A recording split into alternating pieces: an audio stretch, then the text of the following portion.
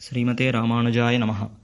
ஸ்ரீநிதிம் நிதிமபாரமர்த்தினாம் அர்த்திதார்த்த தீக்ஷிதம் சர்வபூத சுஹருதம் தயாநிதிம் தேவராஜமதிராஜமாஸ்ரயே. ஸ்ரீயப்பதியான எம்பெருமான் சமஸ்த கல்யாண குணாத்மகன் என்று விளங்குகிறான். அனைத்து கல்யாண குணங்களுக்கும் ஒரே இருப்பிடமாக அவ்வெம்பெருமான் திகழ்கிறான். எம்பெருமான் அர்ச்சா நிலைகளிலே பல திவ்வதேசங்களிலே சேவை சாதிக்கிறார். அந்த எல்லா நிலைகளிலும் எம்பெருமான் அனைத்து கல்யாண குணங்களையும் நன்கு வெளிப்படுத்துகிறார். அப்படி இருப்பினும் ஒவ்வொரு திவ்ய தேசங்களிலே ஒவ்வொரு குணத்தை பிரதானமாக எம்பெருமான் வெளியிடுகிறார். அந்த விதத்திலே பெருமாள் கோவில் எனும் திவ்யதேசம், காஞ்சிபுரத்திலே பெருந்தேவித்தாயாரோடு ஸ்ரீ பேரருளாளப் பெருமாள் சேவை சாதிக்கின்ற அற்புதமான திவ்யதேசம். அவ்விடத்திலே எம்பெருமான் பிரதானமாக வெளியிடுகிற கல்யாண குணம் தயை, காருண்யம், கருணை என்கிற இந்த குணம்.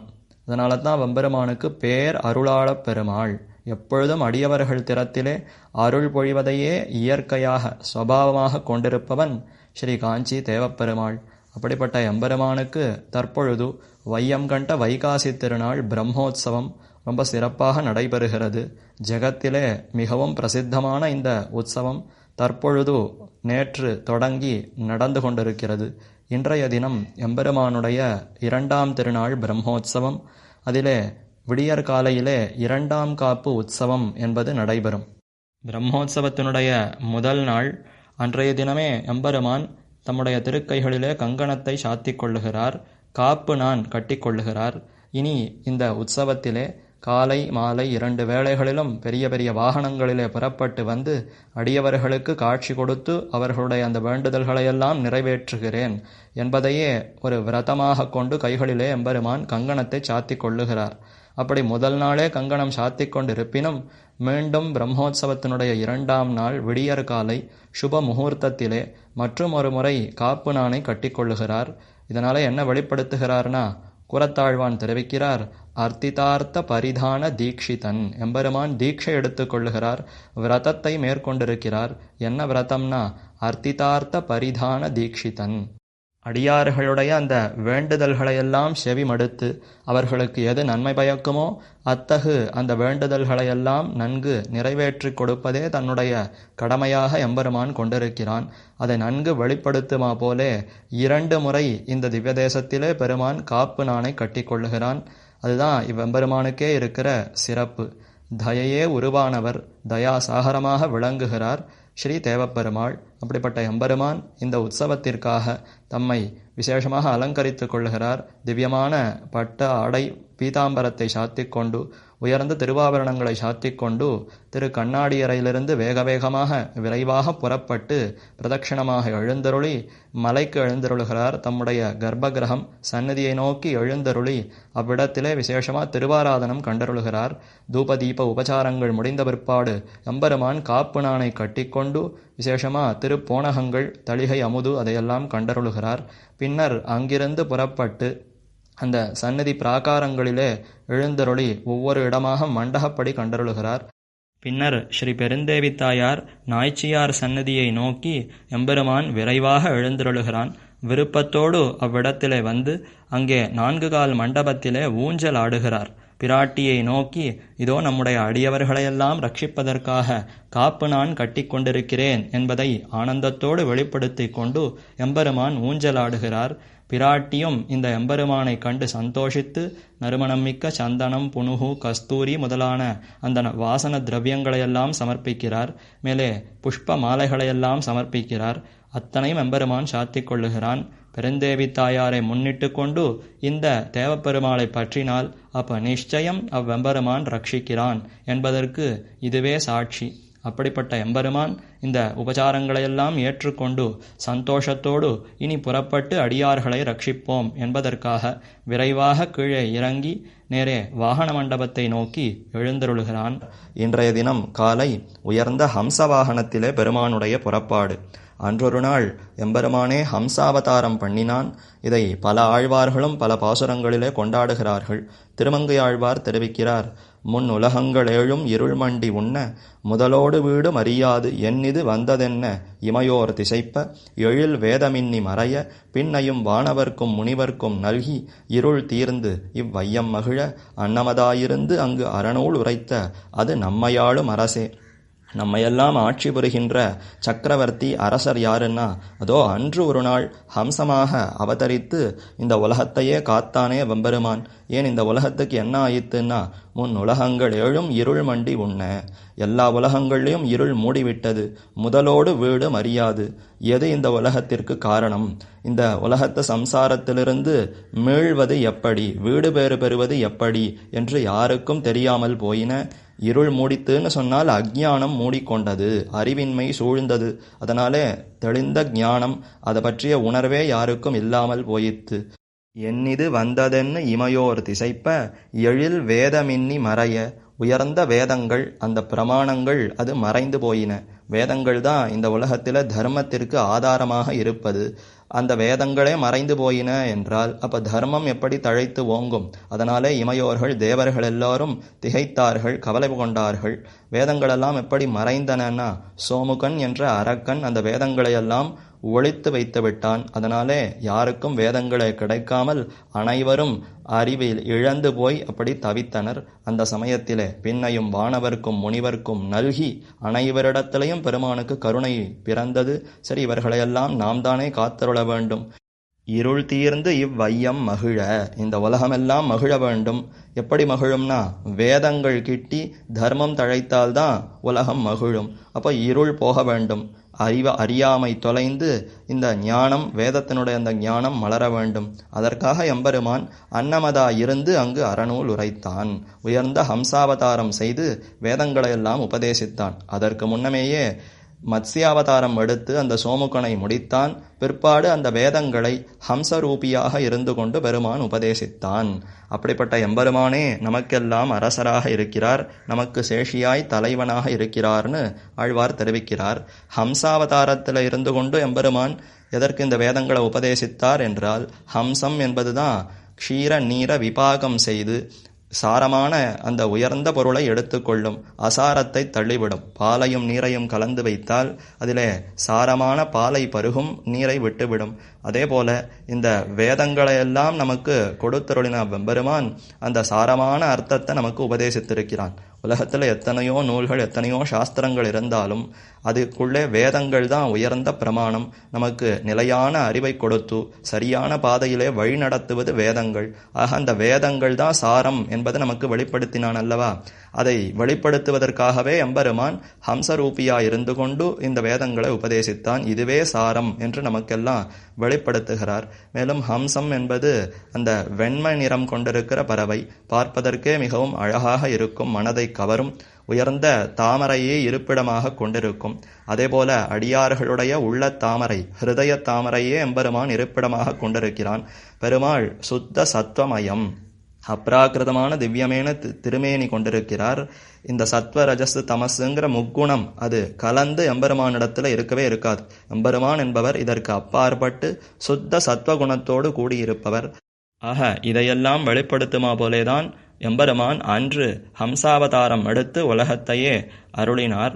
அதே அந்த ஹம்சாவதாரத்தை நினைவுபடுத்துமா போலேதான் இன்றைய தினம் காலை எம்பெருமான் உயர்ந்த அந்த வெள்ளி ஹம்ச வாகனத்திலே புறப்பாடு கண்டருளுகிறார். ரொம்ப ஆச்சரியமான திருக்கோலத்தோடு எம்பெருமான் சேவை சாதிப்பார். வலது திருக்கையாலே அபயம் என்று காட்டிக் கொண்டிருப்பார். இடது திருக்கையாலே அந்த ஹம்சத்தினுடைய அலகிலிருந்து வருகின்ற அந்த கயிறு கடிவாளத்தை பற்றி கொண்டு இரண்டு திருவடிகளையும் அந்த ஹம்சத்திற்கு பேரிலே வலதுபுறம் இடதுபுறமாக அப்படி ஆயாசமாக அப்படி வைத்து கொண்டு எம்பெருமான் அந்த உயர்ந்த ஹம்சத்தை நடத்துகிற அந்த அழகு என்பதே பார்ப்பதற்கு அத்தனை ஆச்சரியமாக இருக்கும்.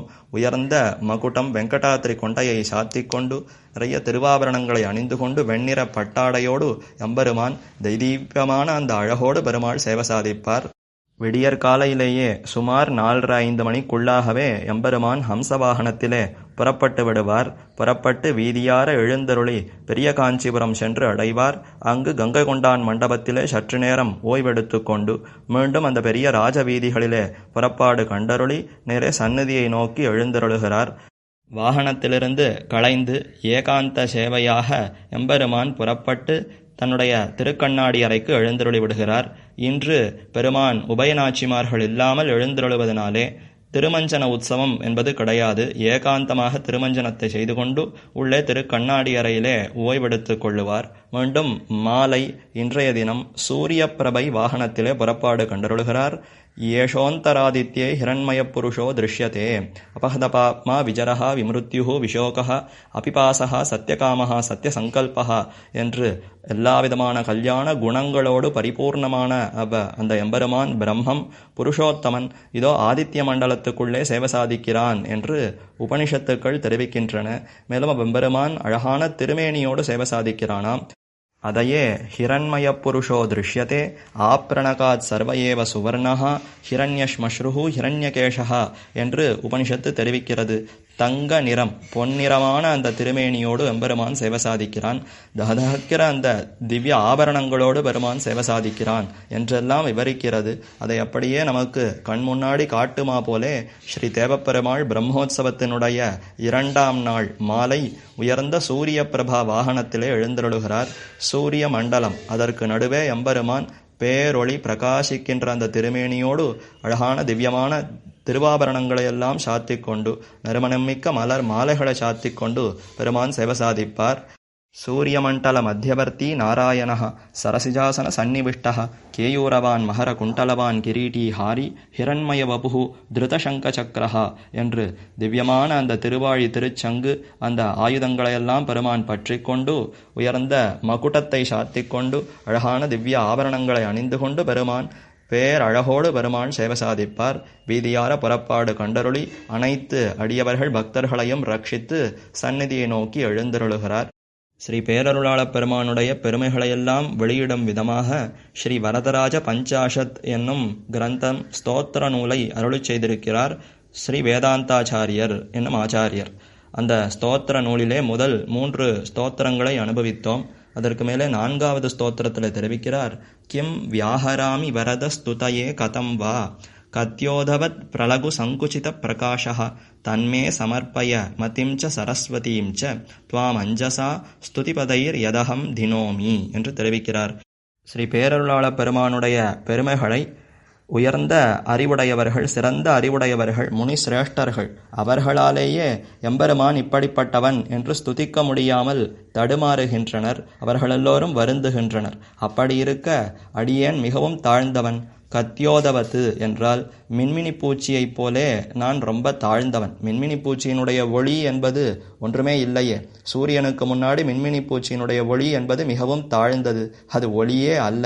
அதே போல எம்பெருமானுடைய அந்த உயர்ந்த ஞானம் அவருக்கு முன்பாக என்னுடைய இந்த தாழ்ந்த ஞானம் இது மின்மினியைப் போலே இருக்கிறது. அதனால என்னுடைய இந்த தாழ்ந்த சுருக்கமான அறிவு, இந்த சம்சாரத்திலே மழுங்கி போய் கிடக்கிற இந்த அறிவை கொண்டு என்னுடைய அறிவுக்கே அப்பாற்பட்டவனான அவ்வெம்பெருமானுடைய பெருமைகளை நான் எப்படி ஸ்துதிக்க முடியும், என்ன என்று அந்த எம்பெருமானுடைய பெருமைகளை நான் விண்ணப்பிக்க முடியும் என்று தெரிவித்துவிட்டு தன்மே சமர்ப்பய மதிம்ச சரஸ்வதீம்ச. ஆனாலும் இப்போ எம்பெருமான் சர்வசக்தன், அனைத்தையும் எம்பெருமானாலே சாதிக்க முடியுமே. ஆகவே இப்போ எம்பெருமான் பார்த்து இனி இவர் நம்மை ஸ்துதிக்கட்டும் என்று அருளினால் அந்த சிறப்பான அறிவை நமக்கு வழங்கி மேலே உயர்ந்த பேச்சு வாக்குகளை நம்மிடத்துல கொடுத்து இவன் நன்கு பேசட்டும்னு பெருமான் அருளினார்னு சொன்னால் அப்போ பெருமானுடைய அருளாலே எம்பெருமான ஸ்துதிக்கலாமே. எம்பெருமானாலே சாதிக்க முடியாதது என்பதே ஒன்று கிடையாது. இப்போ எம்பெருமான் நம்மிடத்தில் அருணினார்னு சொன்னால் இப்போ அந்த வாக்குகள் அந்த அறிவு மதியை கொண்டு ஞானத்தை கொண்டு இப்போ எம்பெருமான ஸ்துதிக்கலாமே.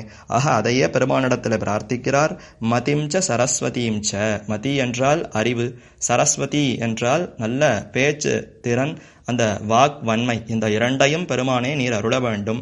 துவாம் அஞ்சசா ஸ்துதிபதைர் யதகம் தினோமி, இதை கொண்டு நன்றான அந்த சொற்களை கொண்டு உமக்கு ஸ்தோத்திரத்தை செய்ய வேண்டும். அதனாலே நீர் நன்றாக மகிழ வேண்டும். உம்முடைய ஆனந்தத்திற்காக இந்த ஸ்தோத்திர நூலை அடியேனை கொண்டு நீரே செய்து கொள்ள வேண்டும்.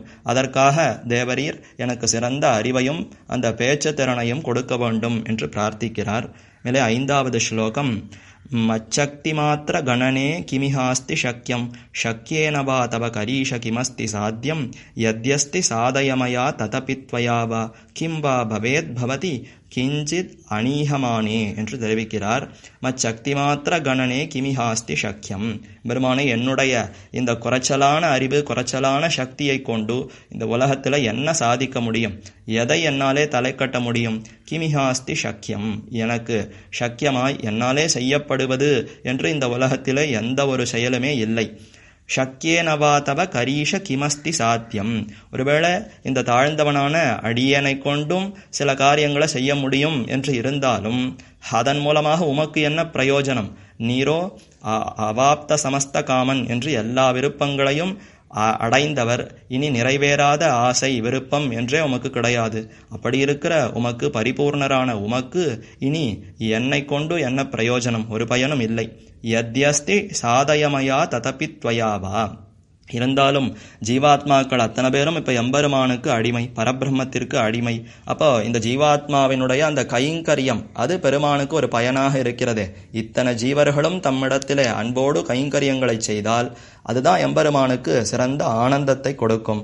அந்த ஆனந்தமாகிற பயனை இந்த ஜீவாத்மாக்களின் மூலமாக எம்பெருமான் அடைகிறான். ஜீவாத்மா பரமாத்மாவிற்கு தொண்டு செய்கிறார்னு சொன்னால் அது ஜீவாத்மா தனித்து தம்முடைய சக்தியினாலே செய்கிறார் என்ற பொருள் அல்ல, பெருமானே செய்து கொள்ளுகிறார். அதைத்தான் இதிலே தெரிவிக்கிறார். யத்யஸ்தி சாதய மயா ததபி த்வயாவா, அடியேனால உமக்கு ஒரு பயன் உண்டு, இந்த ஜீவாத்மா தொண்டு செய்யட்டும்னு பெருமான் அங்கீகரித்தார்னு சொன்னால் அதை செய்து கொள்ளட்டும், என் மூலமாக இந்த கைங்கரியத்தை தாமே செய்து கொள்ளட்டும். அப்போ அது அவர் செய்தார்னு தான் சொல்லணும், அடியேன் செய்தேன்னு சொல்ல முடியாதே. ததபி த்வயாவா, பெருமானே செய்து கொண்டிருக்கிறார். கிம் வா பவேத் பவதி கிஞ்சித் அனீஹமானே, ஒருவேளை பெருமாள் இந்த ஜீவாத்மா நமக்கு தொண்டு செய்ய வேண்டாம் என்று முடிவு செய்து விட்டார்னு சொன்னால், பெருமானுடைய அருள் இல்லை என்று சொன்னால், அப்போ நிச்சயம் இந்த ஜீவாத்மாவினாலே பெருமானுக்கு எந்த விதமான பயன் பிரயோஜனத்தையும் செய்ய முடியாது, எந்த விதமான தொண்டையுமே செய்ய முடியாது என்று தெரிவிக்கிறார். மேலே 6வது ஸ்லோகம். ஸ்தோத்திரம் மயா விரச்சிதம் த்வததீன வாசா த்வத் பிரீதயே வரத யத் ததிதம் ந சித்திரம் ஆவர்ஜயந்தி ஹிருதயம் கலு சிக்ஷகானாம் மஞ்சூனி பஞ்சர சகுந்த விஜல்பிதானி என்று தெரிவிக்கிறார். எம்பெருமானே, நீர் அடியேனை கொண்டு இந்த ஸ்தோத்திர நூலை இயற்றிக்கொள்கிறீரே, இதில் எந்த ஒரு ஆச்சரியமும் இல்லை. பெருமான் தாமே இந்த அடியார்களிடத்தில் உள்ளத்தில் இருந்து கொண்டு தம்முடைய பெருமைகளை வெளியிட்டுக் கொள்ளுகிறார் என்பது பலவிடங்களிலையும் அமைந்திருக்கிறது. ஆழ்வார்கள் திறத்திலே பார்த்தால் நம்மாழ்வார் தெரிவிக்கிறார். யானாய் தன்னை தான் பாடி என் நெஞ்சத்துள்ளிருந்து இங்கிருந்து தமிழ்நூல் இவை மொழிந்து என்று பல பாசுரங்களில் தெரிவிக்கிறார். எம்பெருமானே தம்முடைய உள்ளத்திலே இருந்து கொண்டு தன்னுடைய நாவிலே அமர்ந்து கொண்டு திவ்ய பிரபந்தங்களையெல்லாம் வெளிப்படுத்தினான் என்று ஆழ்வார்கள் தெரிவிக்கிறார்கள். இதை போலவே இப்ப வேதாந்தாச்சாரியர் பிரார்த்திக்கிறார். எம்பெருமானே, அடியவனான என் திறத்திலே நீர் அருள வேண்டும். உம்மை பற்றி அந்த சிறந்த ஞான பக்திகளை கொடுத்து நல்ல வாக்வன்மை பேச்சு சாமர்த்தியத்தை கொடுத்து இந்த நூலை நீரே இயற்றிக்கொள்ள வேண்டும். இந்த ஸ்தோத்திர நூலை இயற்றி நீர் ஆனந்திக்க வேண்டும் என்று தெரிவித்தார். இதை கேட்ட எம்பெருமானுக்கு ஆச்சரியமாம், இப்படி கூட உண்டா? நானே உமக்கு இந்த சக்தியை கொடுத்து நானே இந்த நூலை ஏற்றிக்கொண்டு ஆனந்திக்க வேண்டும்னு சொன்னால் இந்த மாதிரி உலகத்தில் உண்டா என்று கேட்க, ஏன் இல்லை, இதோ உதாரணம் சொல்லுகிறேன் என்று தெரிவிக்கிறார். ஆவர்ஜயந்தி ஹிருதயம் கலு சிக்ஷகானாம் மஞ்சூனி பஞ்சர சகுந்த விஜல்பிதானி. பஞ்சர சகுந்த என்றால் கூண்டிலே வளர்க்கப்படுகிற கிளிகள். அந்த கிளிகளுக்கு பேச்சு சாமர்த்தியம் இருக்குமாம். அதனால அதை பேச பழக்குவர்கள், அதை வளர்ப்பவர்கள். அந்த கிளிகளுக்கு நல்ல சொற்களை எல்லாம் சொல்லிக் கொடுத்து அந்த கிளிகளை பேசுவதற்கு பழக்குவர்கள். கிளியும் மழலையோடு அந்த சொற்களை எல்லாம் கூறும். அதை கேட்டு அந்த வளர்த்தவர்களே ஆனந்தத்தை அடைவார்கள். அந்த கிளிகளுக்கு இயற்கையிலே பேச தெரியாது. ஆனால் இந்த சொற்களையெல்லாம் சொல்லிக் கொடுத்து அதை பேச வைத்து அந்த இனிமையை கேட்டு ஆனந்திப்பார்கள் அந்த கிளிகளை வளர்ப்பவர்கள். அப்போ இயற்கையிலே அந்த பேச்சுத்திறன் இல்லாத அந்த கிளிகளையும் பேச வைத்து அவர்கள் சந்தோஷிக்கிறார்களே, அதே போல என்னிடத்திலே சக்தியோ ஞானமோ இல்லை, அப்படிப்பட்ட அடியேனை கொண்டு இந்த ஸ்தோத்திர நூலை இயற்றிக்கொண்டு நீர் சந்தோஷிக்க வேண்டும் எம்பெருமானே என்று இப்ப தேவப்பெருமாளிடத்துல இந்த ஸ்தோத்திரத்திலே விண்ணப்பித்து பிரார்த்திக்கிறார். மேலே 7வது ஸ்லோகம். யம் சக்ஷுஷாம் அபிஷயம் ஹயமேதயஜ்வா திராகீயசா சுச்சரித்தேன ததர்ஷ வேதாஹ தம் துவாம் கரீஷ கருணா பரிணாமதஸ்தே பூதானி ஹந்த நிகிலானி நிஷாமயந்தி என்று தெரிவிக்கிறார். இதிலிருந்துதான் இப்ப எம்பெருமானுடைய பெருமைகளை வரிசையாக விண்ணப்பிக்க தொடங்குகிறார். பெருமானுடைய பெருமை எப்படிப்பட்டது? அன்றொரு நாள் அந்த பிரம்மாவிற்கு அஸ்வமேத யாகத்திலே பெருமாள் சேவை சாதித்தார். யம் சக்ஷுஷாம் அபிஷயம் ஹயமேத யஜ்வா திராகீயசா சுச்சரித்தேன ததர்ஷ வேதாஹா. வேதாஹா என்று இவ்விடத்திலே கூறப்படுபவர் பிரம்மா. அவர் அந்த எம்பெருமானை சேவித்தார். என்ன ஆச்சரியம்! ந சக்ஷுஷா பஷ்யதி கஷ்டனைனம் என்று சாஸ்திரங்கள் இந்த ஊனக்கண்களாலே எம்பெருமான சேவிக்க முடியாது என்றேனும் கட்கண்ணாள் காணாத அவ்வுரு என்று ஆழ்வாரும் தெரிவிக்கிறார். கட்கிலி என்றும் தெரிவிக்கிறார். அப்போ இந்த ஊனக்கண்களுக்கு எம்பெருமானுடைய சேவை என்பது கிட்டாது. அப்படி இருந்தும் இப்போ பிரம்மா அஸ்வமேத யாகத்தை செய்து அதனுடைய பயனாக வெம்பெருமானையே சேவித்து விட்டார். சக்ஷுஷாம் அபிஷயம், கண்களுக்கு விஷயமாகாத வெம்பெருமானை ஹயமேதயஜ்வா அஸ்வமேத யாகத்திலே திராகீயசா சுச்சரித்தேன நன்றாக சேவித்து அனுபவித்திருக்கிறார். வெறும பார்த்தல் என்று மட்டும் அல்லாது எம்பெருமானுடைய அந்த திருமேனி அழகையெல்லாம் அனுபவித்து ஆனந்த நிர்பரனாக அந்த பிரம்மா இருக்கிறார். யாருக்குமே கிட்டாத இந்த பேரு இது எப்படி பிரம்மாவுக்கு கிட்டியது என்றால் சுச்சரித்தேன சிறந்த புண்ணியத்தின் பயனாலே கிட்டியது. சிறந்த புண்ணியம் யாருன்னா எம்பெருமானே புண்ணியம், போற்ற பறைதரும் புண்ணியன் என்று ஆண்டாள் தெரிவிக்கிறாரே. அப்படிப்பட்ட எம்பெருமான் தாம் சங்கல்பித்து சரி இந்த பிரம்மாவுக்கு அருளுவோம் என்பதினாலே தாமே கருணையோடு வந்து சேவை சாதித்தார். அந்த எம்பெருமானை தம் துவாம் கரீஷ கருணா பரிணாமதஸ்தே பூதானி ஹந்த நிகிலானி நிஷாமயந்தி.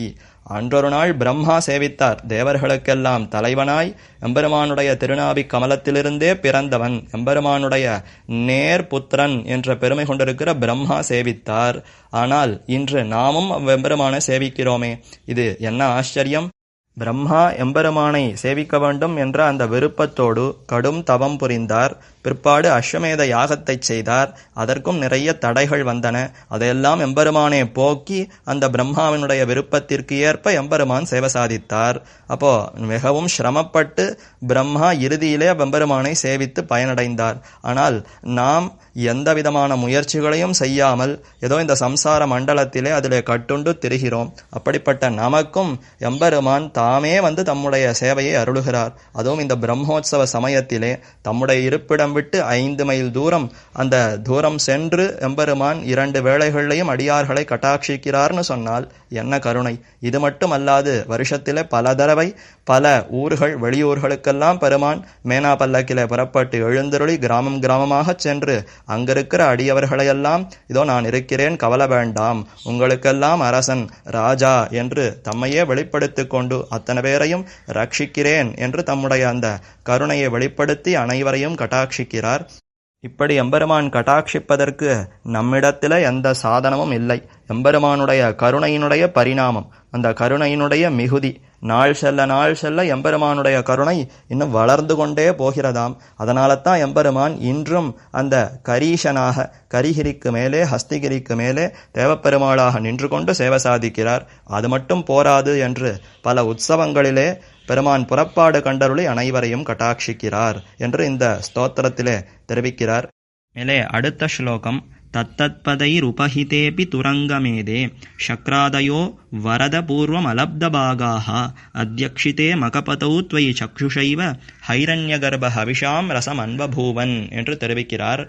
அன்றொரு நாள் பிரம்மா இந்த சத்யபிரத க்ஷேத்திரத்திலே அஸ்வமேத யாகத்தை செய்தார். சாதாரணமாக ஒரு யாகம் என்று சொன்னால் அதிலே ஹவிசுக்கள் சேர்க்கப்படும். அந்தந்த தேவதைகளுடைய பெயர்களை சொல்லி அவரவர்களுக்குன்னு ஹவிஸை சேர்ப்பது வழக்கம். ஆனால் இந்த அஸ்வமேத யாகம் என்பது தேவப்பெருமாளை சேவிப்பதையே பயனாக கொண்டபடியினாலே இந்த அஸ்வமேத யாகத்திலே சேர்க்கப்பட்ட அந்த ஹவிசுக்களையெல்லாம் எம்பெருமானே தாமே ஸ்வீகரித்து கொண்டாராம். அந்தந்த தேவர்களுக்குன்னு பெயர்களைச் சொல்லி சேர்க்கப்பட்ட ஹவிஸ் அத்தனையும் எம்பெருமானே ஸ்வீகரித்து கொண்டான். அதனாலே அந்தந்த தேவதைகளுக்கு அந்த ஹவிசு போய் சேரவில்லை. அவர்களுக்கெல்லாம் இப்போ உணவு கிடைக்காமல் பசியோடு வாடி இருந்தனர். எம்பெருமானோ தயையே உருவானவன். அப்படி இருக்க தேவதைகளுடைய அந்த ஹவிசையெல்லாம் தாம் எடுத்துக்கொண்டு அவர்களுக்கு அந்த வாட்டத்தை கொடுக்கலாமா என்றால், இப்போ இந்த சாதாரண ஹவிஸ் அவர்களுக்கு கொடுப்பதிலே எம்பெருமானுக்கு விருப்பம் இல்லை. தம்முடைய உயர்ந்த திருமேனி அழகையே அவர்களுக்கு கொடுத்து அந்த பசி வாட்டம் தாகம் அத்தனையும் போக்க வேண்டும் என்று எம்பெருமான் முடிவு செய்து அதனால தான் அந்த ஹவிசுக்களை எல்லாம் தாமே எடுத்துக்கொண்டார். தத்தத்பதைர் உபஹிதேபி துரங்கமேதே, அந்தந்த தேவதைகளுடைய பெயரைச் சொல்லி அந்த ஹவிஸானது அந்த அஸ்வமேத யாகத்திலே சேர்க்கப்பட்டது.